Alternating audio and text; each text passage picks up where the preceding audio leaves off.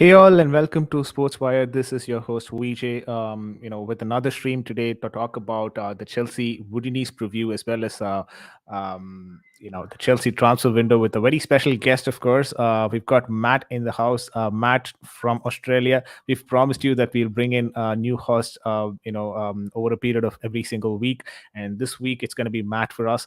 Matt is from Australia. We've done a lot of YouTube videos together in the past as well at CFC chats, which is not something that is existent anymore in that YouTube channel. But then, other than that, as well, we've been panelists for a lot of YouTube channels as well. So he's a very good friend of mine. Thank you so much, first of all, Matt, for accepting the invite and being here. No, of course. As you said, I think we've been, friends for a long, long time. We've been panelists. Like we've been always chatting. So it's always good to come on and have a big chat, just me and you, like we used to do back in the old days at CFC chats. Absolutely. It definitely brings back a lot of memories. But then, Matt, before we get into the main discussion, of course, maybe a few words on, what you think about, first of all, Chelsea, this particular transfer window. Quickly, just a summary of it, and then, we'll get started with the detailed discussion, though. I'll just say briefly. I think summing up the transfer window is our manager is not decisive on who he wants, and we've got a lot of problems in our board as well due to them being new. And yeah, we'll discuss it in depth in the coming hour, I guess. Absolutely. Also, before we get into these discussions, guys, please check out his channel as well. It's Zvoii. I'm not sure if I'm pronouncing it right, but then Zvoii. Matt, yeah, Zvoii. Okay. So Zvoii, and that's a channel which is up and coming as well. Please check that out. He provides, continuous and quality content. It's always a pleasure to talk to Matt about Chelsea and rest of the football in general. So please check that out as well. The link is in the description itself. You just have to click on that link and it'll directly take you to that particular channel. So please go ahead and do that. We are, of course, live across multiple platforms now: YouTube, Twitter, as well as Facebook. So you can tune in and watch us anywhere or any one of these platforms. If you guys are watching us right now, please consider pressing that like button and also subscribe to the channel, because we are 9 short of 300 subscriber mark. It would be an absolute pleasure to get that 300 mark today, before the end of the stream today. We've got Concierge of Crime as well in the house. Concierge of Crime, thank you so much for joining in. Big up, Legend says Concierge of Crime. So yeah, let us get started with whatever we have as the topic of discussion. First of all, I'd like to understand from you, Matt, how do you think the transition from Roman's era to Todd Bowley's era has been? Like, do you think it could have been more smoother, or it's the way it has to be done and it all went smoothly? I mean, I think Tobo coming in June, I think it was. We didn't get to talk to agents beforehand. We had to technically start at June. Just the normal transactions with every new ownership. He sacked Marino and check. I was all for that. However, he didn't get a replacement instantly, and we still haven't got a replacement for the director of football. And for me, I wondered, why is that? Is he focusing on other projects, like getting in players? Does he want to do it himself? Does he have someone in mind that doesn't want to join? Like there is a lot of factors, and there's not a right answer that I don't think me and you could probably answer. Something Todd Boy will have to come and say. So the smooth transition, it hasn't been the best. I'm assuming, this is my own assumption, that I do think Bowie is giving a lot of power to Tuchel, but Tuchel doesn't really know what to do with it. I don't think he's ever been in that position, because you look at him at PSG. PSG control the transfers. He could have a say in it. Like in 2019, he wanted Jules Koundé, but the board didn't want him, so they never got him. The board controlled the transfers, who came in and who came out. Right? Come to Chelsea and the Roman, he had the same kind of thing. He didn't get a say last season. This season, he's finally now getting a say, and he doesn't really know what to do with it. Hence why I said in the summary, he's very indecisive, because I don't think he's ever been put up to this role. He has a lot more control now, and I think the control's too much for him. And as a manager, as Thomas Tuchel, I've said he's one of the best coaches in the world. One of the best. You can give him 15 guys from the Saudi Arabian League. He will put them in the Premier League, and he'll thrive with that. But when it means going out and being the other side of the manager in the managerial role, heading with all the off the pitch stuff, I don't think he has the qualities for that. I think he needs assistance. However, Bowie, as I said, did not bring assistance. Now, I'm not blaming anyone here. I'm just giving you the reasons for it. I think I'd agree with you on that aspect as well, right? Like, you transitioning from coach to manager doesn't always have to be a smooth transition. Given that the board itself at this point in time is very inexperienced with respect to Chelsea and management decisions, because all these players, all these people who've been appointed as management authorities for Chelsea, all of them are new. They've not been in Chelsea for a long period of time. We saw Bruce Bucko in this window. We saw Marina, Czech, all of them leaving, but then we don't have the right replacement, I think so, at this point in time. Maybe they would take a bit of time to get used to what they're trying to do, but I think it would have. I mean, this transition could have been a lot more smoother than what we are seeing right now, and that's probably having an effect on the transfer window. Do you think in the transfer window, the European teams are kind of exploiting Todd Bowley and co because of the inexperience, though? In what's it like him and exploiting in, like, the terms of Barcelona, like not selling, or Sevilla not selling us Hmm. Kunde. I mean, I would say he doesn't have a lot of connections, hence why he went on dinners with Laporta. He's trying to create networking, trying to create connections with players. I want to say maybe they're exploiting. I think they're a bit unsure, maybe to say. I don't have the answer for it on why, because obviously you can look at you say a new manager comes into a retail store and they might not get liked, because they don't know him, they don't know the guy. So I think it's just a bit of inexperience of other owners knowing him to connect with him. He doesn't have the connections. He had the dinner the other night. I don't know who turned up from the Premier League, but that allowed him to get connections and to get liked by the other owners. Because if you're an owner, you want to get liked. Like Daniel Levy does not like Chelsea Football Club. He does not like. He never sells his players to us. And why? He must have not had a great relationship with Roman, or he doesn't like the club as it stands. So he wants to kind of create a great relationship so he can get networking businesses with them. Look at Monchi from Sevilla. He likes Xavi. He likes it. That's why he wanted Kunde to go to Barcelona. He was one of the reasons why Kunde was going to Barcelona. They create a great relationship. So I'm not saying that. I don't think they're exploiting him. I think they just don't know enough about him to kind of, oh yeah, go to Chelsea. Bobby's gonna take care of you. Blah blah blah. I don't think they know a lot about him. I get that, and I can relate to that as well, because when you're new to the business and when you don't have proper contacts, obviously a lot of things. First of all, the way that you operated in US in the American football is completely different from that of the European football. There's a lot of difference, and people need to understand that this difference cannot is something that has been seen at this point in time. Not to say Todd Bowley is not doing a great job, but he kind of needs support at this point in time, which I feel he's not being given enough as well. And Yep. that would be our thoughts on the leadership, of course, and the leaders that has been appointed at this point in time as well. They're not that experienced to so that you can trust them sorts. A big up Matthew as well. Matthew, thanks for joining in. Big up concierge of crime. First of all, 10 days till first EPL game and we don't have another defender and an attacker after buying Koulibaly and Sterling. Yeah, I think that's a good segue as well to what I wanted to talk to you about, was on this transfer window, the signings that we've completed, Sterling and Koulibaly. What are your thoughts about them? Do you think they are Chelsea material, or is that something that could have been like the third or fourth option for Thomas Tuchel and Todd Bowley because they ran out of their primary targets? I think Sterling was a first target. I think he was a first target. Koulibaly, I think, was up there, and I think someone said to me yesterday. I think I do agree with it now that I don't think there's a numerical value to the top targets. I think there's top targets and there's secondary targets. That's the only values there are. And Koulibaly was a top target. Now we look at the players themselves, class players, very good players, experienced, proven. That's what we need.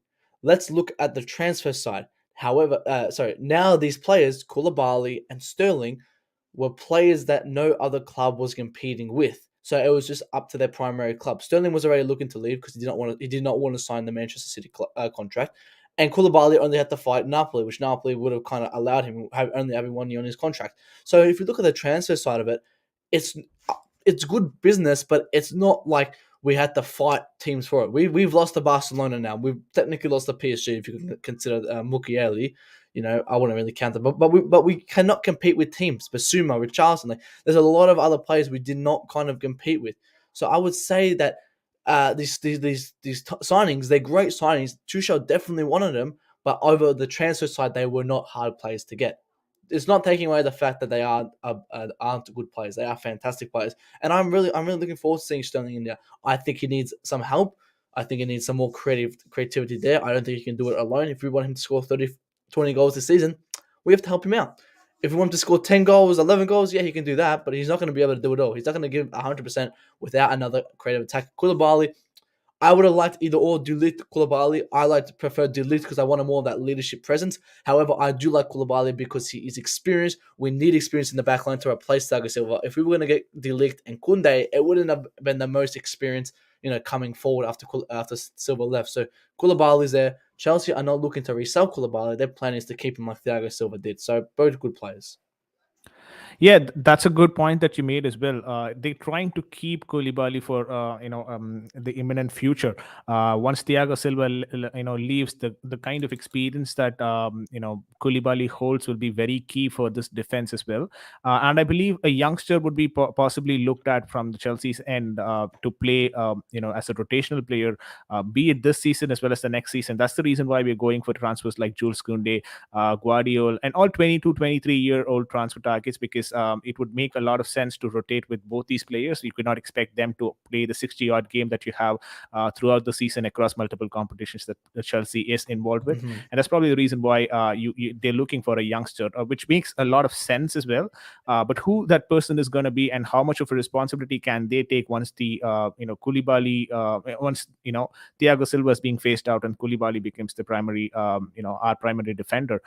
Who's going to be the person who's going to take up that reins is something which is a bit more concerning at this point in time, because we don't have proper replacements. Yeah, you could argue Levi Colwell is someone who is possibly being looked at, but people like that or players like that are yet to be provided contracts. And how far can you rely on those youngsters, and would those youngsters be ready to waste their 19 years and 20 years of their careers, the 19th and 20 years, which is very important as well, of senior football. That's where they get started. They'd obviously look for a lot of minutes as well. Will Chelsea be able to provide those minutes has always been a question mark, and that's the reason why maybe our academy talents, even though they have good love for Chelsea, would they want to stay in the club as a 19 and 20-year-old backups, is a bit of a question mark. Your thoughts on Levi Colwell and a couple of academy talents as well being part of our squad, Ethan Ampadu, these guys, do you think they should stay and play under Thomas Tuchel and for this Chelsea, or do you think a loan move would be ideal for them considering their future? Colwell is one that if we were going to get two more defenders, I would send him out. I don't. The thing is, you look at Chalobah, and Chalobah is an example of a defender. Is when you force them when they're not needed to be forced. Now, I've always said academies should be used for when we need them, not for when we want them. Chalobah was a need. We needed him for depth. It worked out maybe in his favor, not to the best. I think if he went on loan, he could have got him experience to come back. But it is what it is. He's here. Now, Colwell, he's not a need if we were going to get two centre backs. It's more of a want. I would still play Malang Sarr in that position. Can he fight with Malang Sarr? Yeah, but I would rather him maybe go on loan for one more year because he's only 19. People say defenders can play up to they're 35. Okay, if that's true, send him on loan, 19 to his 20. Bring him back when he's 20 if he has that experience. Because where was he? Huddersfield. I don't think there was anything that this guy has to come back in that team. He's a star. He's this, he's that. I think he played average there. And from what I've heard from Huddersfield fans, or not like people who watch the Huddersfield games, I only watched a couple, and I've watched more of his highlights, is that he did well. Like he did well for Huddersfield, but for Chelsea, he's not a star. Like look at this guy, look at him. Like he didn't stand out to where we have to go. This guy's a starter for us next season. Now, do I want him to stay at the club? I want him to stay. I do not want us to sell him. But for the sake of his career, in my opinion, I would loan him. If that means to keep Malang Sarr as a secondary left centre back, it will. But that's if we get two centre backs. If we don't get any centre backs, these guys will have to be forced to play. Now, I don't use my academy to replace other transfers from coming in. Transfers are ideal. Transfers are priority. Then we use the academy because the academy needs to prove himself. But like Gallagher did, he proved himself at what's his name, Crystal Palace. Crystal Palace. I will not send him on another loan. He has to stay, and now he has to prove himself at Chelsea. He proved himself on loan. That means he's rewarded himself by coming back, and has to prove himself at Chelsea. Ampadu, I think he did decent at Venezia. Venezia fans told me that he's very hardworking. I don't think he was outstanding, but it's someone that we need. It's not a want. He needs to be the backup for Jorginho, so I would keep him as well. A lot of these fans have the mindset of just what they want. They want Colwood to start because they like the play they want, but he's not needed. If we get two centre backs, he's not needed. At the moment, he's needed because we don't have any centre backs. We still need to get two more centre backs. So we have to see how it plays out if we get more players. But looking like we have so much dead wood that I'm fine with just getting pretty much doing any kind of lonely guy who came last season out if Mhm. there's a sale for them, except for these youngsters. Like like a Batshuayi, Barkley, these guys had to go, pack their bags. But for these prospecting players like a Gallagher, like a Colwell and Ampadu, these guys need to stay. Absolutely, I think that also maybe there is one more question on the academy from the academy perspective before we move on to the defense, of course, which is what Matthew is expecting us to talk about. Skriniar, Fofana, R. Powered. Who would your preferred defender be? We'll definitely touch upon that. But before that, I just want to understand your perspective and your thoughts on Broja coming back and getting possibly integrated in the squad. Right now, he's obviously attracted attention from Everton, West Ham United as well. So, he might be on his way out, but we don't have a traditional number nine. Or for a matter of fact, we don't even have a number nine yet in our team. So, is that important or is that integral that Broja stays in the team right now? Just because we don't have the attacker, or even if there was an attacking option, would you still want Broja to be continuing in this squad? Your thoughts on the Broja situation? Yeah, I think I'm going to keep it consistent with the other ones. If we get a striker to come in, then I don't see the need for him. It's more of a want. At the moment, he's needed. We don't have a secondary striker. Havertz is our, just our starter, and he'll get a lot of minutes if he's our secondary. But again, it doesn't take away the fact that we still need to go on the market and get a player. He's young. He's prospecting. I would send him on another loan. Let him develop somewhere, and then we can bring him back. Because again, Southampton, he didn't again automatically prove himself to come back in the squad. Like Gallagher did. Gallagher's an example of someone standing out at their lonely club and deserving to be back in the team and prove himself in the team. Because remember, if you do well on loan, you don't automatically get back in the team. If you do well on loan, that means you get the opportunity to then prove yourself in the team. That's what a loan's for. So even Batshuayi, he did very well in Turkey. Right? Does that mean he stays? No, but he has the chance to redeem himself. He does not have any more chances left. That's it. My man's had 9 lives and he's all 9 lives are up. He needs to go back to that Turkish league. But you're looking at a place like Broja, who maybe had a loan spell, wasn't the best, but he's young. Let him go and develop one more. If we're talking comparing Batshuayi is very old. There's no point loaning him again and again and again and again. No. So if we bring in a striker, I would loan Broja. But again, if we do not, I would keep him and let him play in the team because it gets him some good minutes because it's what we need, not what we want. I keep saying that so people can understand it.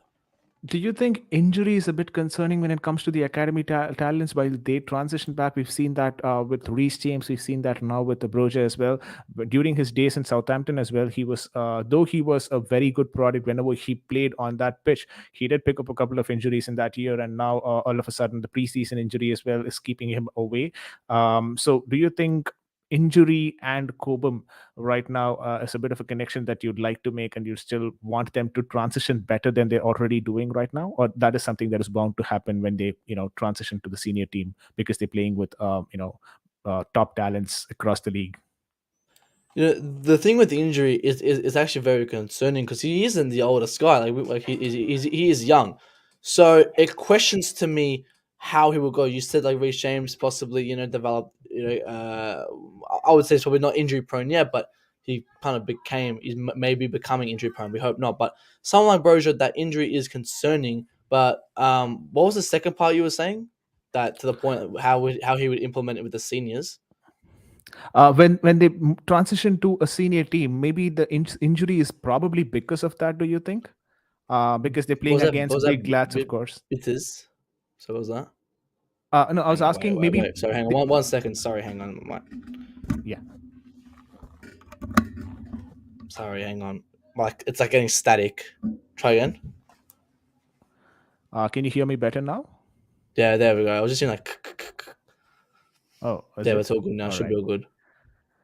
Okay, so what I wanted to ask you was, these guys are obviously have been playing with the academy opponents all along, and then now they all of a sudden transition to senior team, and then they have to play with big lads who are 25, 30 years old, well built and well structured, taking care of their body for quite some time now, and on the top of their game for a lot of years now. So maybe that transition when they play against these top class players in the Premier League, one of the toughest league in the world, um, maybe that transition is something that we have to, as a club, look more into the lines of easing them rather than just putting them and expecting them to perform.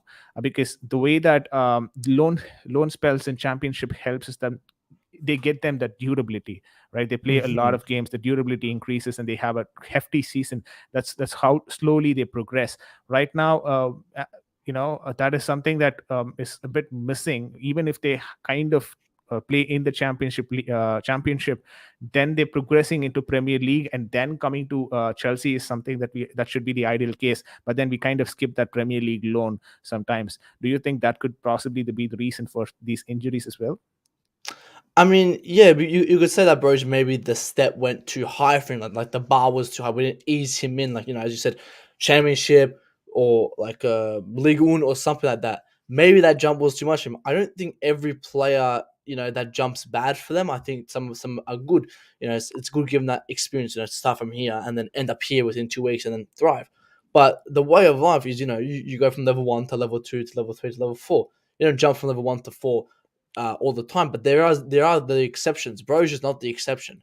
I think you put it perfectly that maybe that jump led him to that injury, and maybe he did have a prior injury because I think if I'm not wrong, it's his ankle. It's his left ankle. Yeah, this So time it it is the could, left ankle.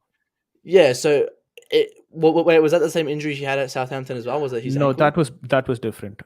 That was not See, the yeah, see, ankle. like then that questions it. Like, why is he again getting these constant injuries? Because he didn't do anything in the preseason as well. Like, he didn't do anything to trigger it really that badly. So it does point the question that is the jump to was he the a bad candidate to immediately jump him to the Premier League?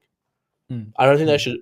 should stop us from maybe putting some exceptions to the rule and jumping players from Championship and when they're 19 and popping them in the Premier because it is good experience, but it may not work for everyone. Makes sense. Makes sense.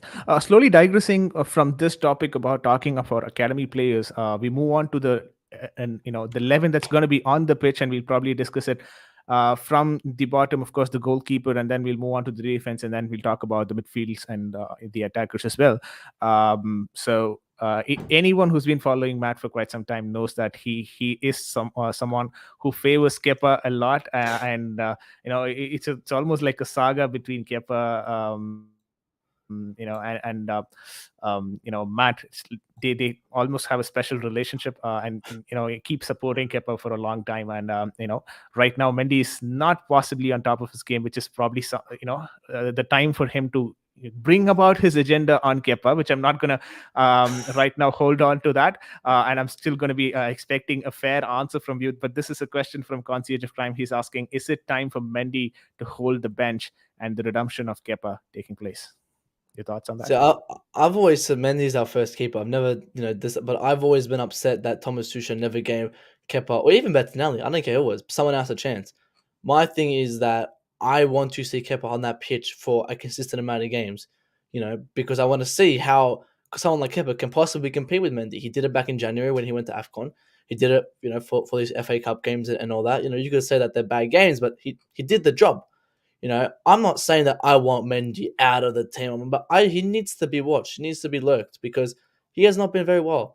We were all blame. I actually just saw an old post today that we were all bagging Kepa for his 55% rate under Frank Lampard, but Mendy had 55% save rate last season.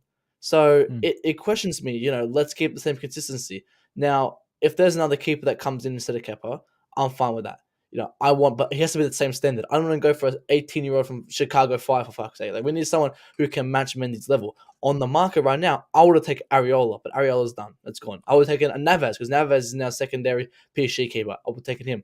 But there's no one on the market that can come in and compete with Mendy. But we have that player, the closest player to do that, and that's Kepa Arrizabalaga. Now, coming in this season, I would start Mendy game week 1, but I will give Kepa a consistent amount of runs. Maybe not in the Premier League, But in other things, look at the FA Cup for Crystal Palace. Brentford in February, when Mendy came from Senegal, he was on a 15-hour flight, and Kepa started. Tuchel started Mendy. It questions me that does Tuchel have trust in Kepa? I don't think so. I don't think he prospectively likes Kepa, and that's one thing I criticize him on because what has Mendy done to prove himself in first goals? Normally in that situation, you would see a secondary keeper come on. Now, Chelsea fans like to look at years past. They try to look at 2018 Kepa, 2019 Kepa, all that. Mendy was not a keeper in 2019. He just started his professional career when he was 28. So we must keep that in mind, that there's a reason why Mendy started his professional career at 28. There's a reason why. He's not the most experienced keeper. He doesn't have the most experience. Not taking away that he's the worst keeper. He's very good, but he's not world class, and he's not invincible. He can definitely be sold if an offer comes to him. That's what I've always been saying. So again, I'll repeat myself now that the player Kepa is I want him to start because I don't fully have trust in Mendy. If we can Mhm. get a secondary keeper that matches the Kepa's level, and you guys can name someone, I'll say yes, he can do it. He can't. Then we can have the discussion. But there's no point selling Kepa for what 15 million pennies, 15 million, and then going to spend 30 million on a keeper and then paying that guy 100k a week because Kepa's on 175. We might as well just keep him until a secondary keeper comes through, an actual one we can buy or develop one. So there's no, for me, as I said, it's not even priority. It's not even priority right now. We've got bigger fish to focus on. Our keeper's the last thing. As I said, we already have a consistent, at least a secondary keeper who can play first team football. Like, what's the rush of getting this guy out? Oh yeah, we got him out. At least he's off our books. All right, he's off our books. But who comes in? Who Yeah. comes in? That's my problem.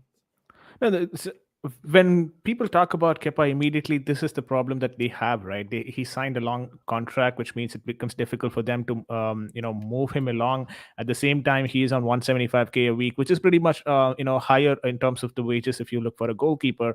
And if he's the second goalkeeper, and does Chelsea really require a second goalkeeper on 175k a week? Is the question that they kind of always have. But you should also consider on the other hand that Mendy is on not huge wages. Of course, he's Mm. performing to the best, but then he's not on huge wages anyway. So you kind of supplement both these wages at some point if you look at it more carefully. So it's not that much of an issue. And but another additional question on the same lines as well, right? If at all you want to see Kepa go, do you think this year is the right year to for Kepa to depart, given that he's had some good cup games and then good saves as well in those cup games, and he's been a very good backup for Mendy, and he's proved that he's capable. He's always proved that he's capable of being a number one goalkeeper for any team. So do you think this year is a good one, or maybe the next summer transfer window give him another stint of opportunities in this season, see how he comes along, and then maybe try selling him the next season, So the if at thing all is, selling was the option. yeah, yeah. See, the thing is, people think I'm a Kepa fan. If I was a Kepa fan, I will get this guy at my club right now. I'll get him out because I don't want him anywhere near my club. I want him to go and succeed at Leicester. But I'm a Chelsea fan, and I look at it that Kepa's not a bad player, and I would want him at my club for now. While our first keeper is not consistent. If I'm a fan of Kepa, I will get him at my club immediately. I will go to Leicester. I will go to Nice, Lazio. I'll go take this guy because I want him to go play first team football. I want him to go play for Spain. For the sake of his career, if he doesn't want to compete because the manager does not have trust in him, I don't know why, but he doesn't. So for the sake of his career, he should go and try to get the Spain World Cup because De Gea is not making it. And I don't think Ospina is good enough. So I think it's either him or the guy from Brentford. I can't think of anyone else. So he has a very high chance to get in there if he plays first team football and he has match sharpness. So for the sake of his career, if I'm a Kepa fan, I would say sell this guy. But I'm a Chelsea fan, and I want this guy to stay because it gives us more depth in as I explained before, much more depth because it's not priority to sell our keepers. All right, we'll sell him for 15 million and get him off our books, but then we have to go buy another secondary keeper, and there's not a secondary keeper on that market. So Kepa's the only the only player for me to compete with Mendy that's even on the market. So as a Chelsea Yeah. fan, I would keep. Fair enough. I think my ideal option for Kepa would be probably Newcastle at this point in time. Maybe the next couple of years, Newcastle definitely has the funding to work this around, and at the same They time, got their three ambitions would be keepers. pretty high. They do have three keepers, but not top talent like Kepa, right? So maybe if they want to step up, they start with the goalkeeper. It's not a bad option to have a very good goal stopper, and then build your team from there. So I wouldn't be surprised if at all Newcastle comes up with a bid in this season or the next one.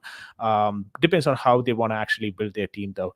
But slowly moving on to the next topic, which is on the defender front.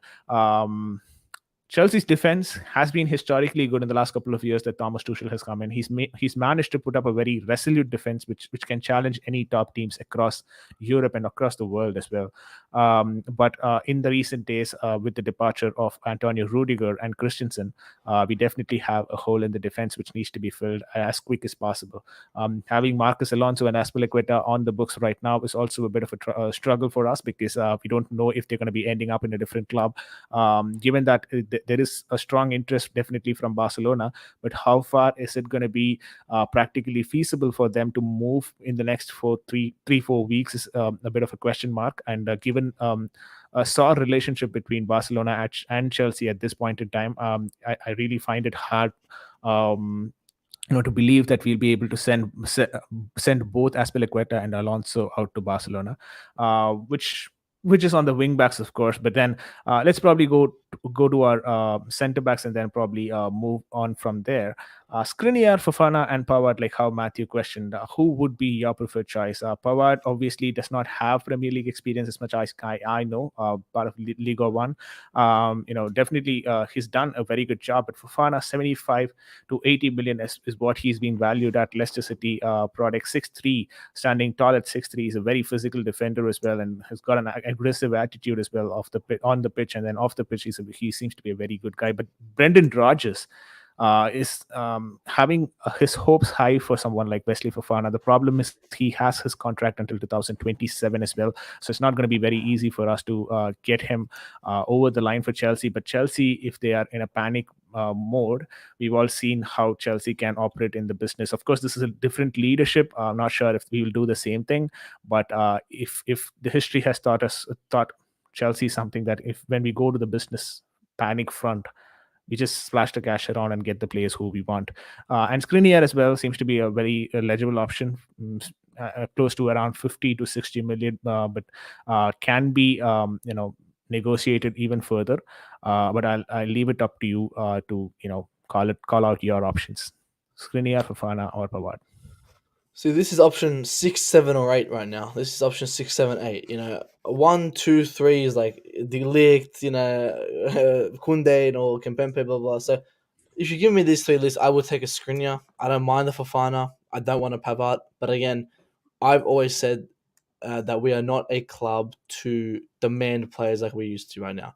This window, we are not a top club. We're not acting like it, because we will all sit here in May, April. Us fans will sit here and we'll go, I like the sound of that guy. I like the sound of that guy. I hope we go for this guy here. I hope we go for him here. And there's a chance that we get linked to some big names. But in this season, we're not getting we're not getting any of these centre backs, especially centre backs, over the line. The only players that I see Chelsea going for are players that are either or looking to leave the club with no competition from other teams, or Chelsea being interested in a player that has no competition from other teams and has an easy ball to remove that player. So, looking at these players, Skriniar, Fofana, Pavard, Skriniar may be the only realistic one. I wouldn't mind any of them, to be honest with you. But if I'm sitting here picking and I go, these are my top three, I wouldn't name any of these guys. My top three would have been a Delict, a Kunde, a Kempempe. That would have been my top three. Everyone has different opinions, but if you look realistically, this list is not top 1, 2, 3. This is 6, 7, 8, because we are coming to 28th of July, and we're now still getting linked to centre backs. We should have our centre back problem solved, but we're not. So coming to the conclusion, Skriniar will be probably the main one from that list, but that's the only players we can now consider because we've lost our top targets. Agreed. looking at options in the market who like you mentioned, they're probably 6, 7, 8 target for us, and it doesn't really matter who comes in. Depends on the easiness of the situation that Chelsea can operate with, because in this transfer window we've tried to go for targets which are more easier and completely unattainable. We've gone to both the extremes, and then we seem to be getting those easy targets where there's no competition, and we've been successful at that. So maybe any of them, depending on uh, the negotiations with that particular club is what we both will conclude on that. Wing backs, apparently, like we discussed, Alonso and Aspilicueta might be moved along, but it's still fine that we will we don't have to have that sort of a. Yeah, go on, you had something. No, no, no, no. I was just moving. You know. All right. Maybe we'll have Harvey Vale as well in the team. Not sure, if there will be a lone move for him. So we do have enough depth in that position. If at all there is a bit of an injury, having someone like Aspilicueta or Alonso to play the backup role is definitely useful. Malang Sarr as well is a good option in that left centre back and left wing back. I wouldn't really call it good, but still, an option for a backup. I think we've got the wing back position anyway sorted to an extent. But then coming to the midfield area, injury concerns for Angola Kante. Um, Jorginho is someone that a lot of people wouldn't prefer, but Tuchel seems to be liking him really and wants to play in that position. But is he strong enough to play in that double pivot? A lot of times we see Jorginho losing the ball, which directly relates to goals being scored post that. So RLC as well, not been. I mean, he did not feature that much in the preseason as well. So we do definitely have concerns around it. Mateo Kovacic, one of the top defenders for the last, midfielders in the last season. So these are the options that we have right now in our midfield. Saul Niguez has flown out, which means that 198K at least per week is off our books. Have we utilized that correctly? And are we trying to get another top midfielders? We've been linked with Frankie De Jong. Not looking not that optimistic at this point in time. But your thoughts on a midfield situation? Do you think we still have to provide, because 2023 we definitely have Jorginho's contract and Ngola's contract expiring, which means that we're probably going to be giving them an extension contract, or we're going to be moving them off our wage, which also brings back a question: why not sell a couple of them, or maybe even either one of them in this particular window, if you want to recuperate any money out of them, instead of just letting them go on a free? Your thoughts on the midfield situation? I think if we're talking, the midfield situation, it's something that needs work.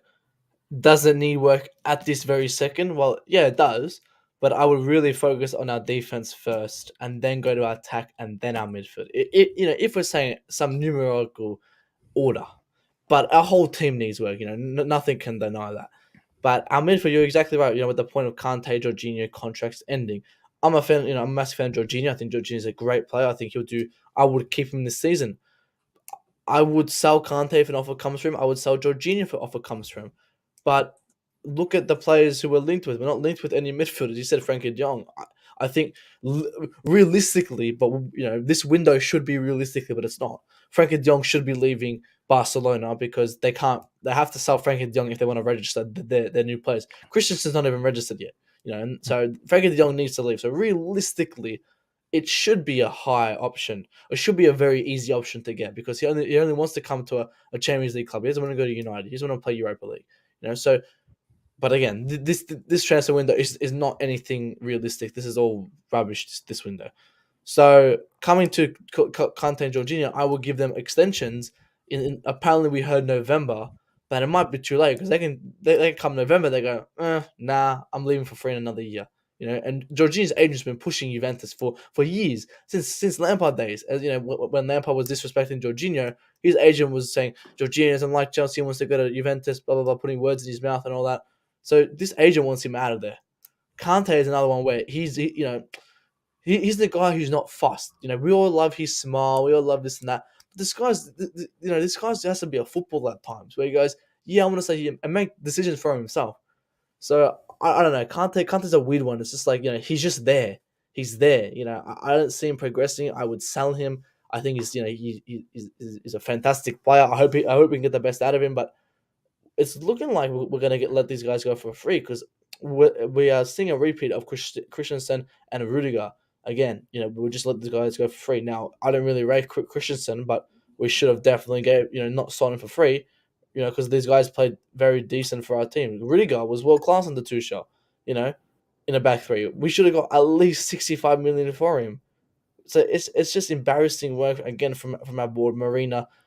Doing all these wages and all that shit, and then selling these guys for free. So we should give them extensions because I don't want to let these guys go for free, or sell them now and bring in replacements. I said I'm a massive fan of Jorginho, but if there's a replacement for him and he's good enough, I would have said Tushimani. Tushimani is the only option that would have came in and would have done well in our system. Mhm. Deckers, Declan Rice, Basmani, whatever you call him, he's not a good footballer in our system. He needs someone to hold his hand, and we don't have enough players to hold his hand.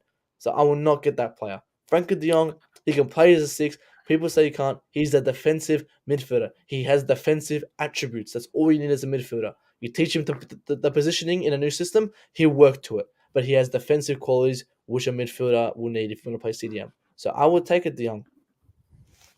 Yeah, Frankie De Jong definitely is a very good option for Chelsea, but realistically, he is someone who's looking at Barcelona to pay his wages, and after which is when probably he will make that decision. We definitely have a strong contention or competition with Manchester United at this point, who's shown interest for him even before us, and he's been, and personal terms has been also agreed to with Frankie De Jong between Manchester United and Frankie De Jong. But then it really doesn't matter that much these days, does it? Because we've lost a couple of players after agreeing personal terms. So not really, something that we should be, or Manchester United should be, sitting back and waiting on.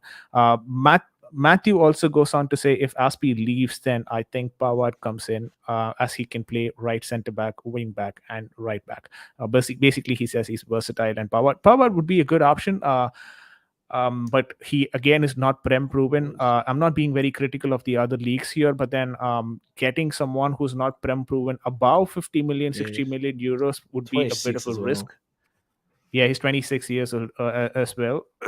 Would be a bit of a concern for me because if you're bringing in someone on 60 million without him being prem proven, you immediately increase the pressure on him.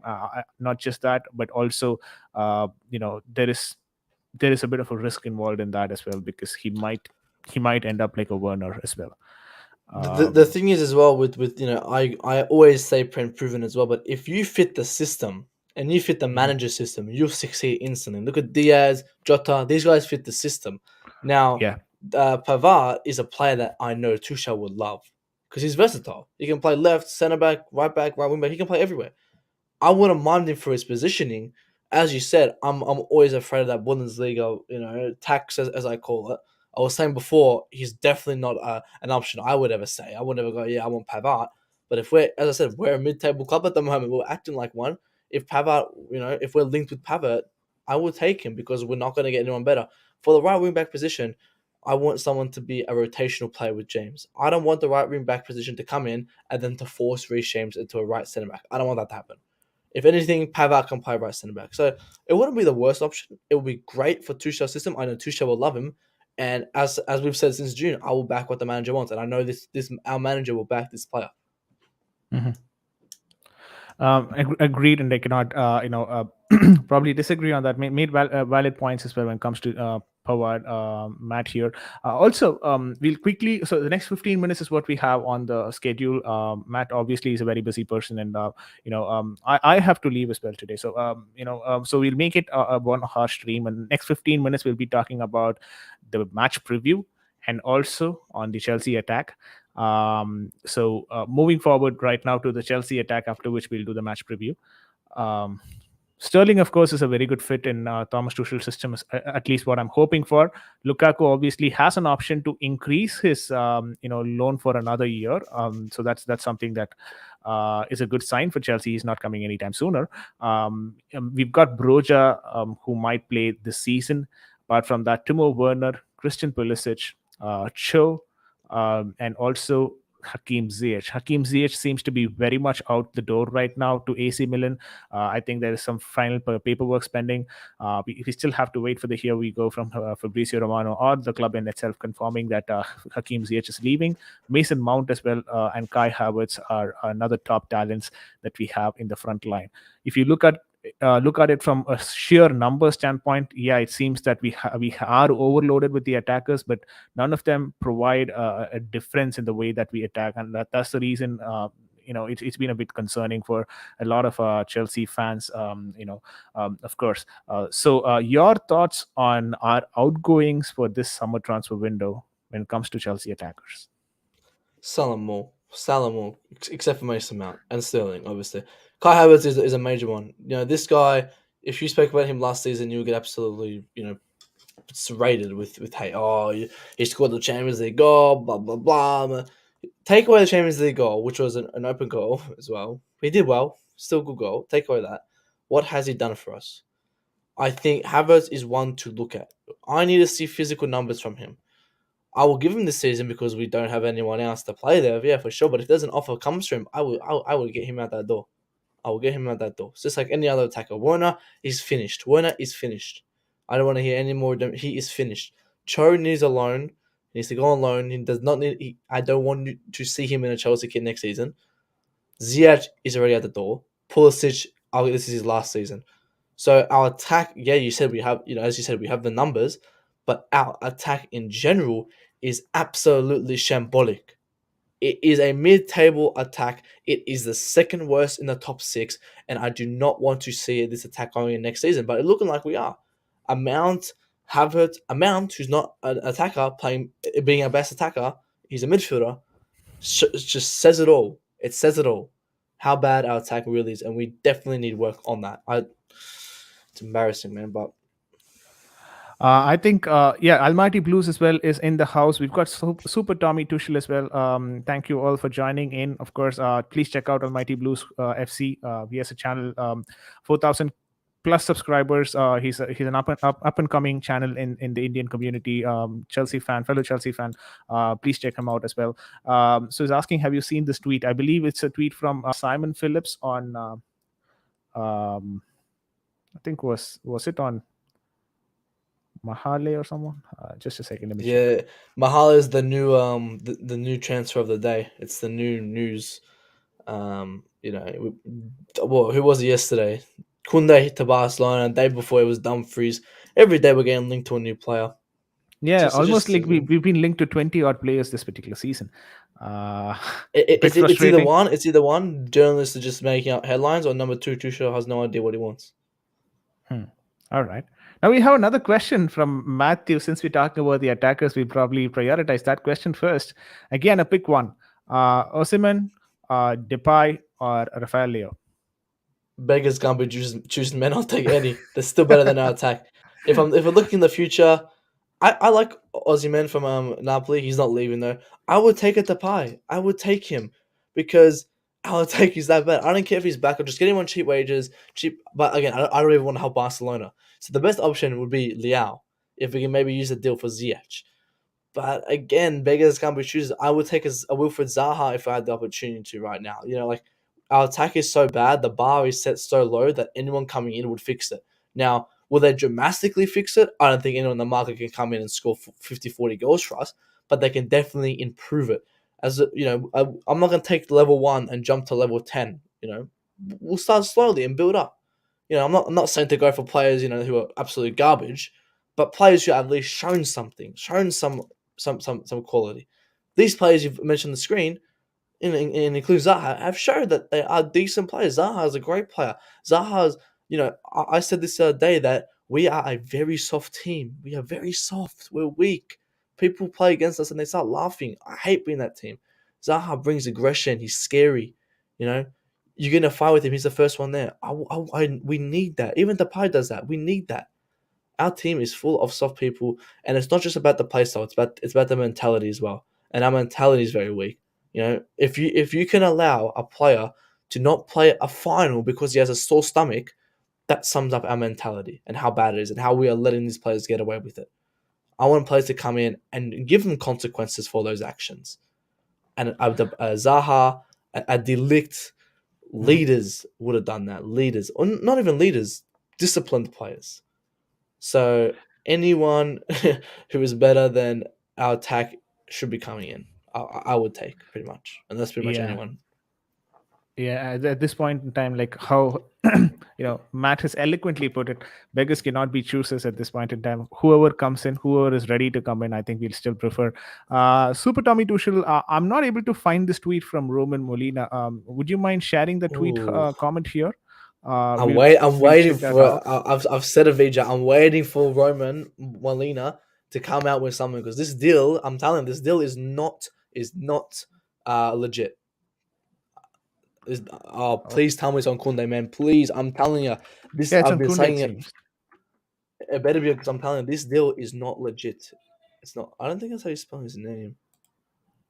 Yeah, I think that there's a It's mistake in the Roman. spelling. It's not Roman. It's Yeah, Roman. Roman.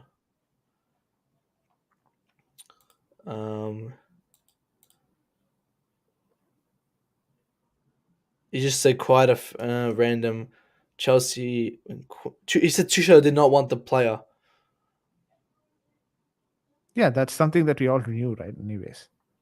I thought he wanted the player, but I thought he just didn't know what he wanted. At start, he wanted. I mean, yeah, because he wasn't maybe number one, but I would say he wanted him. And then this thing coming out that he didn't want him because of his height. I don't know. Again, it's just as I said, VJ, it's all over the place. It's all over the place. Yeah, so I think I've got the tweet. Roman Molinas. So basically, he says that quite a fan of a ramdam on Chelsea's interest in Kunde when Tuchel did not want the player. Nice trick to raise the Barca level. Behind the player's agent, Jonathan Kepe, that is, it was Jorge Mendes who was influential in the deal and the press. Jorge Mendes now working for Barcelona, being Cristiano Ronaldo agent. Oh my goodness. Anyways, it's what it is, guys. Not much to read into it right now. Maybe if there is some like how Matt mentioned, if there is some backdoor deal that is happening, then that will be a lot more interesting. But right now, that doesn't seem to be. It's more something. At least I kind of knew that you know Kunde was not a very realistic target for Thomas Tuchel, or he didn't probably want him in the team anyways. I mean, he did not have a problem with him being here, but then it was not anyways his first priority. Uh, okay, anyways, having said that, we'll quickly move to Callum Hudson-Odoi or Pulisic, a topic that has always excited the fan base and a lot of time divides the fan base as well. Hmm. Who do you think should be staying in the club right now? Pulisic, of course, brings a lot of value to the club on and off the pitch. Let's not forget that too, with an American owner, he definitely is valuable off the pitch as well. But has been not a favorable choice of Thomas Tuchel. Both of them actually have gone out of favors for Thomas Tuchel. Callum Hudson-Odoi reported very early to the training, but we didn't see that glimpse of what we had seen of Callum Hudson-Odoi when he was 19 years old yet, even in the preseason. So my question to you is, do you think we should still have both of them? I don't think so. First of all, we should be having both of them. But if at all we decide to have only one, who would you think should be going out of Chelsea? I know it's a very complex, a question that kind of always divides the fan base, but I want to hear your opinion on that.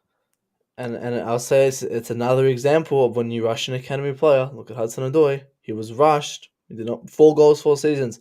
I will keep Pulisic. I think Pulisic off the takeaway stats. He has a lot of talent in him. I'm not saying Hudson Odoi doesn't, but I think Pulisic is more, as you said, more valuable to the club. I would keep Pulisic. I think Pulisic has this season to prove himself. I wouldn't say he was the worst attacker. He was obviously all our attack was bad, but if it's choosing out of Cho or Pulisic, I would keep Pulisic. As I said, off the pitch, he's valuable. On the pitch, he still has a chance to redeem himself. Now Hudson Odoi, you know, she's not a player who has shown himself anything. Four goals in 4 years in the Premier League. That's embarrassing. And it shows what happens when you rush an academy player. This guy needs to go on loan. He needs to get confidence, number one, because he knows he's a good player. He knows he's a good player. And he needs to go on loan, get confidence, get experience, play 34 games in his position, then come back.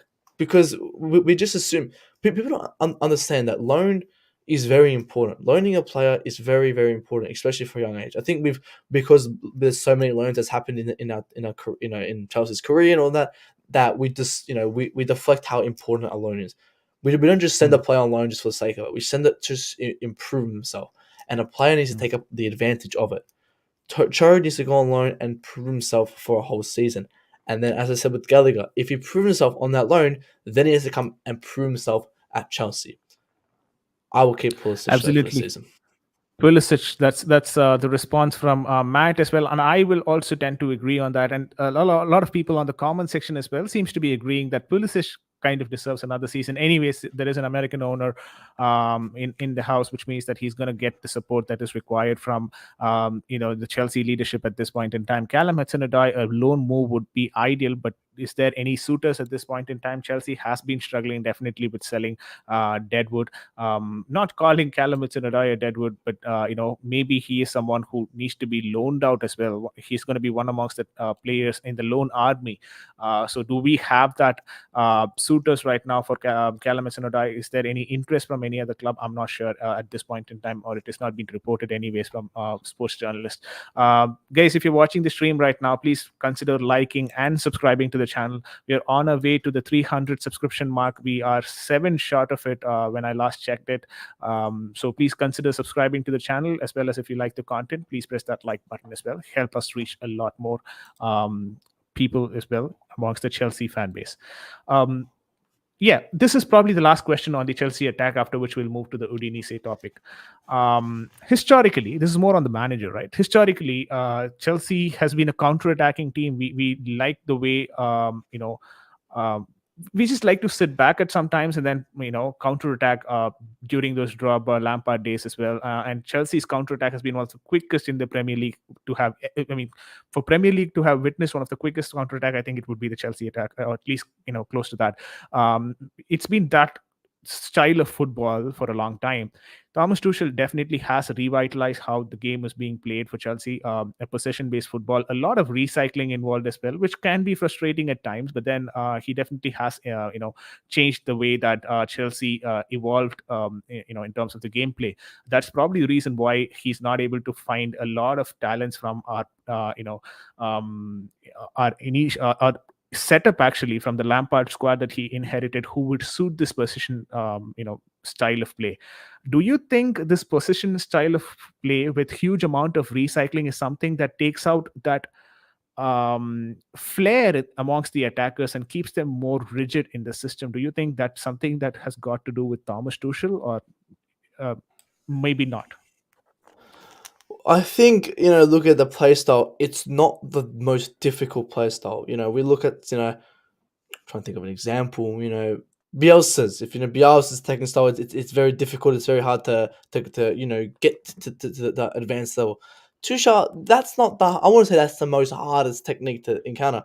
I think it's the players. I think the players just have no clue how to play in positioning wise. Would we say that they're not really structured players? I don't know. I think they're just generally bad because you look at Tuchel, he did the same thing at Dortmund. He killed it at Dortmund. PSG, name his best season. Di Maria's was fantastic. He killed it there. Why didn't he kill it at Chelsea? Attackers at one when they pass back. I mean, because I'll say this: This our is players cannot take on players. Is Werner Yeah. skillful? No. Havertz can't take on players. Pulisic is our only one, but he doesn't do it. Like our play style is, you get the ball and it's more through balls. It's pace. Tuchel loves pace. He loves having that pace Correct. to drive to the ball, not to receive it at their feet, receive it a couple meters so they can drag the play with them, and then get a cutback. We've seen it. How do you ask any Chelsea fan? How do we create our goals? It comes from a Reece James cross on the floor. It's not a hard, it's not a difficult creative standpoint, and it works. But we never have someone on the end of it. I can name 6, 7 games. I'll name one the Arsenal, the Charlotte one. You'll see a cross from James or Emerson or Chiu or someone, and no one will get a foot to it. No one will get a clean foot to it. Our attack is just genuinely very, very, very bad. Hmm. I mean, I get that, and this is a very valid point from Matthew as well. We are not attacking one we went. It's almost like we've gotten very soft, right? Gone are the days when even Mata, who's one of the weakest player in terms of the physical capability, used to take Mm. on players and still move forward. Gone are those days. We don't have attackers anymore who can do that. One prime example was Eden Hazard. It's not just one player. He used to take an entire team down. But those kind of players have gone right now. Can we attribute all of that to Thomas Tuchel's system, or maybe the players should be performing better in the system and be more innovative? Is something that we have to, uh, take a close look at it in this particular season as well, and see where it goes. But do you think Thomas Tuchel's job is in terms of any pressure? Because a lot of media outlets, mainstream media at least, have come out and had a take on that as well, and they seem that um, the new owners will have to have or will be looking at replacing the manager if not Thomas Tuchel is performing to the best of the ability. So do you think he is a bit of under pressure now? I think Tuchel is always under Before pressure. you answer that, Yeah, sorry yeah. to cut you off there. Before you answer that, anyways, he doesn't seem to be feeling the pressure at this point in time. He's taken a holiday break. He's with his girlfriend in Brazil, or at least a Brazilian girlfriend. I think it was reported that 35-year-old Brazilian girlfriend, 35 days after the divorce or something. I mean, not really required to be published that way, but then he seems to be enjoying his time off, and that's a fair call. I mean, he needs to have that time off as well, because he was the one who said after the season ended that he was not going to take a break and he's going to be involved with the squad, if you remember. Mhm. One such manager requiring a rest is something that is that is a priority, and reporting a headline in a way that it was reported after 35 days of divorce is probably none of the business of the journalist, but it is what it is. Yeah, I mean, he's having his holiday. He's pulling more women than he can pull signings. So at least he's got some pull somewhere. But I want him to use that into the Chelsea field. But I think Tuchel's always under pressure. I think there's managers always under pressure. Even Pep Guardiola, like everyone's always under pressure. Everyone's always under the watch of the board. If we're under the new regime, it could be sorry. If we're under the old regime of Roman, we could say maybe actually I think under Roman we may have got more signings, so we may have been more structured. But Tuchel would have had a lot more pressure on him because if he didn't perform, he might have got the boot like very early. But we're under our new regime. I've said if we finish 10th next season, I'll give Tuchel another year. I want to build a team. I want us to have a new. We're in a new regime. We are a new Chelsea. We're not the 2003 to 2021 Chelsea. We're a new Chelsea. Let's play a new play style. Off the pitch. Let's keep him manager. Let's see how he develops around the team around him. We're not going to get a team around him in one season. It's gonna take a long, long time. So Hmm. you're talking about these attacks. These attacks are making Tuchel look bad. Now But he's Chelsea come out. fans are not used to it, right? Having a Yes, manager consistently for a period of time. Is that something that the fans need to change in terms of the mindset, or? one hundred Um, percent. mm. And a lot of them is a bit of the older people, that have seen from 2003 to 2020 where you know Roman will just sack them when they're bad. Like we have had mistakes here and there, but we've also had some good managers get sacked at here and there. So that's just something Roman did. That was his style of managing. We can sit here and complain about it, but that's how he did it. Like I'm not complaining. I still love Roman. That was his style of managing. We're under a new regime. Let's take up a new style of playing off the pitch, as I said. So I will keep Tuchel. I'll let him develop a team around him. We the attack is letting him down very, very highly. He came out and he said those words about the attack. He said, the attack's not good enough. I'm all for him saying those words, but I want him to look at the attack and go, "Yep, you're shit. Get out of my club," and then turn around and go, "I want this player, this player, this player, this player," and then bring them in because he's not I doing think that the at fifty second part percent. is not something he's got right as well. Like, he's fine with saying that these players are bad, so I don't want him in the squad. But does he realistically know who he wants to bring in? That's the thing. Is something, The yeah. But that was what I was saying. Like he should be. I said he should be doing that. He should be going. Mm-hmm. Like I said, I'm all for him putting out our players on the spill because he's not wrong. He's not wrong. But I want him to then say that, and then I want him to turn around and go, "I want this player, this player, this player." But he's not doing that. You're right. He's not doing that. He's not doing 50% of the job. He's not doing 100%. He's only doing 50% of the job. And I want him to go do that because if he's not happy with our attack, I'm not gonna say I know this, but I assume that Bowie is highly backing Tuchel. If Tuchel wants a player, Bowie would try his best to get him.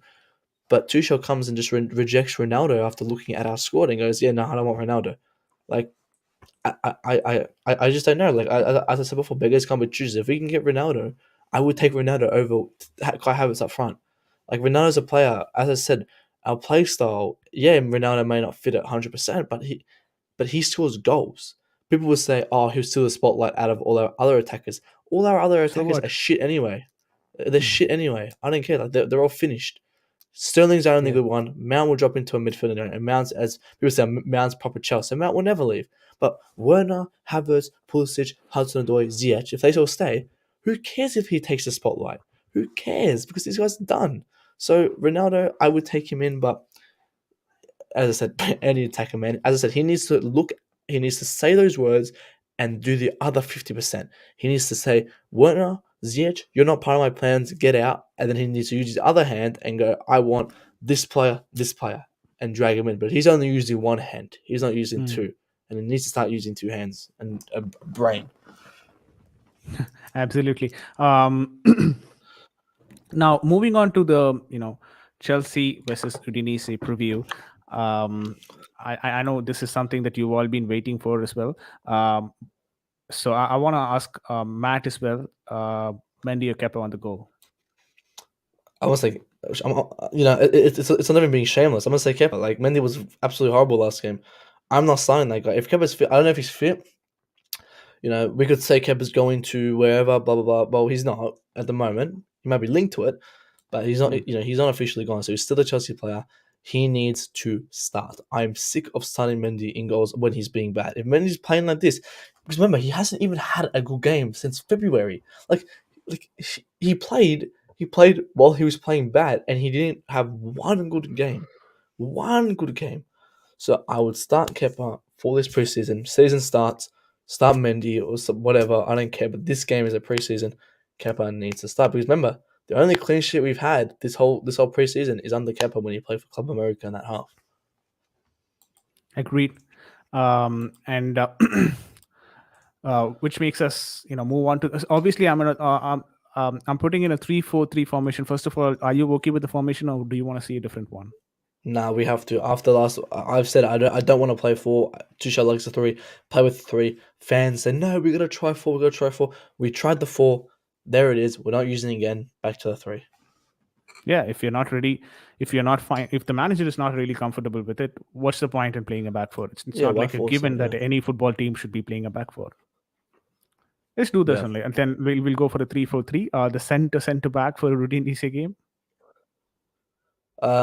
Yeah, Silva. Yeah, yeah. I was thinking. I don't know why I need to think because we didn't have anyone else to play that, so it has to be Silva. One player, if on the pitch, remains fit, becomes a natural selection in this Chelsea squad is Thiago Silva. Would you agree with Yep. that? 100%. I've said, realistically, I don't think he's going to be 100% a starter. I think we use him as a highly rotational player. Hence why I will go for a Kunde and a Kempembe and get three centre backs, and I would start them all over Silva because Silva's can't play 40 games. I hope he can. I hope he comes and he proves me wrong, but I don't see him playing a full season. Yeah, depending on his age and his fitness level, of course. But Thiago Silva is really an integral part of the squad. And would Yeah. you consider him for a captain's armband for this season if Nope. Aspilicueta leaves? He's captaining days are over. He's captaining days are over. I said last season he hasn't he's not a leader. He was for PSG, he was for Brazil, but he's not now. He hasn't shown it in a Chelsea shirt recently. Um, Obviously he's a great player, but like Ashby's a good player, but Ashby wasn't a captain. I will give it to Jorginho. I think Jorginho takes the arm badge. I think he's the only vocal one on the pitch. I'm not saying he's the best captain, but he's the best captain in that team. Mason Mount will never Hmm. be a captain for Chelsea. No, actually, no. Sorry, he might be a captain, but he wouldn't be able to deserve it. Mason Mount does not have captain leadership qualities. Reece James can develop them, but if we want a real captain, we miss out on De Ligt because De Ligt is the best captain on the market right now. All right. Mendy passing is a problem, says Matthew. Absolutely, and that's Mm-hmm. something that leads to a lot of goals as well. Not gonna lie, it's a bit concerning right now. Right centre back position. We've got options as Chalaba. Aspilicueta, Chalaba. Chalaba Okay. has to start, man. Like it's man. Do you think it's a Has do to. or die game for him? Is it what? Do you think it's going to be like a do or die game for him? If he's not performing, he goes out on a loan. I've said it. He does not have a loan in him. It's either we keep him or we sell him. Okay. He is just too. I don't want to say experienced, but he's already like here. It's like it's like when you. I don't know. I don't have an example off the top of my head, but it's like he's already here. He's played with the squad. There's no point Hmm. in loaning him because I think he's 24. Let me just double check. I forgot. He's Mm, 23. He's 23. Yeah. 23. Yeah. He's 20. He's 20. He just turned 23. So there's no point just loaning him for a season because, as I said, he's like again, we loan him and he comes in. Like we have to fill up our spots still. So I think he stays. I think he'll be a perfect secondary wing center back because, as I said, he's already developed in the squad. He hasn't been the best, but he's not ready to be a first starting center back. We did that last Agreed. season. Remember we were complaining. People were saying, "Oh, we don't need Kunde. We have Chalaba." Get out of here, man. Get out of here. Yeah. Agreed here. Left center back position. Has to be Sorry, Koulibaly. Malang Sarr. No, Okay. Koulibaly has to start. I mean, I want to see A full game from somewhat him. of our best. Yeah, a full game and somewhat of our best team. Not all of them, but I want to see some of them. Yeah, I think this is probably when you can try your best team actually, because this is like 8 days prior to your preseason. Sorry, your season. You have your game on 6th of August, which means that this is probably the game when you have to try your best 11. I think we've come to that point. Let's probably try the best for the entire 90 Mm. minutes. We can also kind of figure out if they're all fit for 90 minutes, if they've got that capability. And if you're not really fit for 90 minutes at the start of the season, then I'm not sure if how you can stretch for an entire season that way. Yep. Anyways, there are late starters as well, so I should be considering that also into the equation. But let's move on to the left wing back situation. uh, Marcus Alonso, Ben Chilwell. I Chilwell think they don't ideally. want to rush Chilwell, but I do want to start Chilwell. I do want to start him. I think as I said, but the preseason's next week. It's like so he has to start, and I would put him in to get him that sharpness. All right. We've got Matthew as well putting in his team. So, Matthew, just let us know on your wing back situation. Chalaba, sorry, if it's going to be Chilwell. And is it Reece James here, Matt? Is that Yep, even a Rich James is question? there again. It's someone we have to put there. No other option. And the double pivot. We started with Conor Gallagher and Jorginho the previous game. We all know how it turned out to be. Second half, we of course had Mateo Kovacic and Jorginho playing. I think we looked a bit better there, but still we conceded 2 goals in each of the halves. So not really to say in terms of the productivity we made any difference. But your double pivot. I would actually go Jorginho Gallagher because I want to see how these guys play in a full midfield because they played in two CDM roles, and when you play a 4-2, 3-1, Gallagher pushes up and it kind of goes into a 4-1-4-1, and I don't think Gallagher can kind of play that low. So if you kind of look at it, Jorginho will be a structured back, and Gallagher goes into like a 3-3-1. Sorry, I'm stuttering here. Sorry, a 3-3-3-1. So Hmm. if you look at it, Jorginho. So if you move Jorginho more to the center and Gallagher kind of right in the middle of it, it's more structured and it's the way Gallagher plays right behind the tens and the nine and the Something like 11. this. Yeah, something like that. But then again, when we come back into transition, Gallagher will drop back. So he kind of plays as a Yeah, box. it He's needs a to box come to this way. box.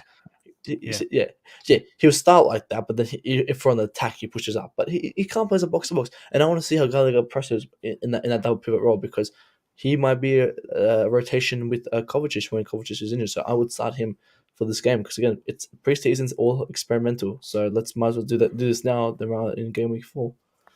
Yeah. And Everton has been not having their best of the preseason as well. They picked up losses in the preseason, a bit struggling in That form as that well. that that makes them more scary to be honest with you because we got Everton and then Charity FC for game week 1 and then they somehow win. It makes them more scary. Yeah, I would be surprised with Chelsea, to be honest. Yeah, but so Gallagher is your midfielder who plays up top. and then Mason Mount on the right, Just thinking. or Hakim Ziyech. Um, nah, I mean, nah. last match it was a bit weird where we had a back four, and then we have for the first half, and we didn't have Ziyech on the pitch, and when it was moved to a back three, we had Ziyech on the pitch in the second half. Yeah, Look a bit didn't. weird, but I will probably go for Mount here. Yeah, I'll probably go Mount. I think okay. like again, it's like for preseason, it's like yeah, we want to play other players, but it's like we have a game. I want to have majority of our starting team now because these guys haven't played a full nine together yet. Like and then so yeah, and then Havertz up Matthew. front because I'll go on. Okay. No, I was just saying, Matthew, I hear you as well. Jovicic, I mean, not a bad shout. Obviously, he would be an option. Like Matt mentioned, the reason why we have Gallagher here is, probably to check if he's really fit for that position, or else, if at all we need to give out another loan move or sell him, then this is probably the right time for it. And trying him as much in the preseason kind of gives Thomas Tuchel a bit of an idea. Because if That's he the doesn't reason. fit, if he doesn't fit, like Mm. for me, the guy can be a great player, but if you don't fit the system, you're not a good player. Loftus Cheek, all right, people want him. Oh, I want him because he's a good player. He might be a good player, but he doesn't fit our system. There's literally no need for Loftus Cheek in this team. That's why again, that's another one I would sub. But if Gallagher does not fit the system, there's literally no point in keeping him. So we Agreed. have to see how he goes to see if maybe doesn't fit it. We have him on the bench at least, but I don't know. That's something we have to see in the game if he starts. All right. You said Kai Havertz to start this game as Yeah, your I mean, striker, false he's nine. the only one there, man. It makes me so stressed, man. Yeah. He's just the only one there. And he's not even number 9. So yeah, but yep. Do you want Batshuayi? He's still there.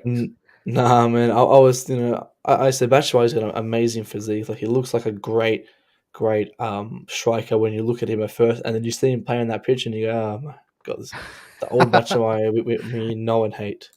But Yeah. nah, no way. This is another interesting position to play at nine. Here, Timo Werner is a good option. Christian Pulisic as well. I mean, Timo Werner is an option. Let me not put it as a good option. Yeah, He is an option. We've got Christian Pulisic, and Callum Hudson-Odoi can also play this role, ideally. But your option would be here, Raheem Sterling. 100%. Raheem Sterling has to play there. Like Raheem Uh, Sterling is probably our most like he has to start every game. Like there's no ifs buts hows. He has to start. And given that Raheem Sterling doesn't pick up injury until now, his injury history has been exemplary. He doesn't have that much of Mm. injury in his career itself, which could suit Chelsea at this point in time. I hope he doesn't become another injury-ridden player after coming to Chelsea. But then, historically speaking, Raheem Sterling is someone who doesn't pick up injuries very quickly. That's a good sign for Chelsea. It I is a think good it is. signing for Yeah, Chelsea. yeah, because we've had injury problems, all throughout. So it would be good to have someone who doesn't get injured and gets them shot. They get the match sharpness very well. That's why I think Sterling's a great player because he's always sharp because of his great injury record. Matthew taking a bit of a dig there. Kennedy should be starting for me instead of Kai Havertz. I mean, Kennedy has a very good left leg on him. Let's be honest about it. Starting as a striker, a bit of a question mark though. Anyways, I hear you. A bit of banter out there. But this is our 11 that we've selected for the Udinese game, guys. Not sure, if Thomas Tuchel is going to be going with the same lineup, but then I think this is still a very strong lineup on paper. We have Kepa Arrizabalaga starting at goal. Kalidou Koulibaly, the left centre back position. Thiago Silva, the centre back, along with Trevor Chalobah playing on the right centre back position. Reece James as our right wing back and Ben Chilwell as our left wing back. Jorginho and Gallagher forming the double pivot with a front three of Raheem Sterling on the left flank, Kai Havertz in the centre, and Mason Mount on the right side. Solid Seems a very team. I think formidable formation. that's what we looking at right now. That's 98% of those players are our first starting players. This is Yeah, Kovacic in, and that's how we start the season against Everton. Like you look at that needs work. That needs a lot of work. true, true. It's formidable, of course, for Udinese, but is it formidable against Premier League opponents? Is Mm. altogether a different question that needs to be answered.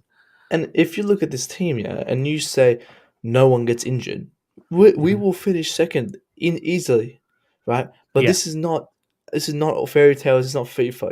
Like players it's are not a going to get sustainable injured. 60 game a season for every Yes, single player, right? because Yeah. if we had Thiago Silva and Koulibaly for the whole 60 games, and it wouldn't be bad having Chalobah there. Whatever, that's fine. But we're not going to have Thiago Silva for 60 games. We're not going to have Chua and James for 60 games. So then Mhm. we have to use our depth, and our depth is the problem. That's not good enough. Yeah, and that too when if you look at a center back age average alone, it's close to 34 or 35.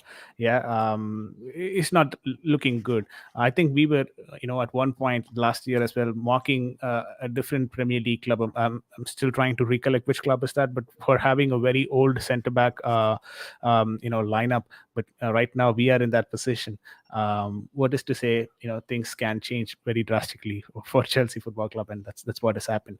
But that's our 11, guys. We hope that we pick up a win against Udinese. What would be your score prediction, Matt, for this game? Kepa in goals, I'll say 2-0 win. Sterling A to 2 get nil one, win. Jorginho penalty. Okay. Jorginho scores a penalty and Raheem Sterling to take another goal for himself. Or would Another that be his goal, yeah. first goal? Yeah, I think it will be his first Yes. goal. Well, It would be good.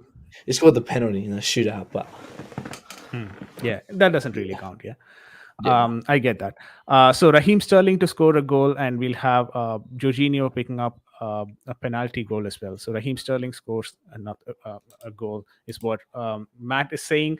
With that, I think my score prediction for this game would be a 4-0 for Chelsea. I think we'll come very stronger. My lineup would be pretty much the same, except for maybe I start with Alonso on the left flank and have Ben Chilwell a bit rested for the Everton game. I'm a bit, like Matt mentioned, I'm a bit cautious. I'll be a bit cautious about his uh, easing back into the squad. That's the reason why I would have him maybe play the last 20 minutes of the Udinese game. But anyways, that is just me. And if N'Golo Kante is available, we should definitely try him as well. Not sure if he's physically fit enough to play in the Udinese game, but if he is available, then we try him in the double pivot instead of Conor Gallagher. That would be my squad. Anyways, that is what we had for today. A wonderful discussion with Matt from Australia, a fellow Chelsea fan, been part of a lot of panel, including Football Terrace and GNA TV, as well as Carefree Lewis. It's always a pleasure to talk to Matt, since we have a very good rapport in terms of both of us being part of the same channel before.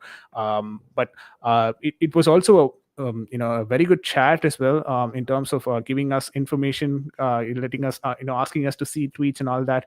But we did have a set plan that we wanted to take about, we wanted to go through in this particular session. I think, Matt, hopefully you also enjoyed this conversation. Looking Mm. forward to a lot more conversation like this. Before you probably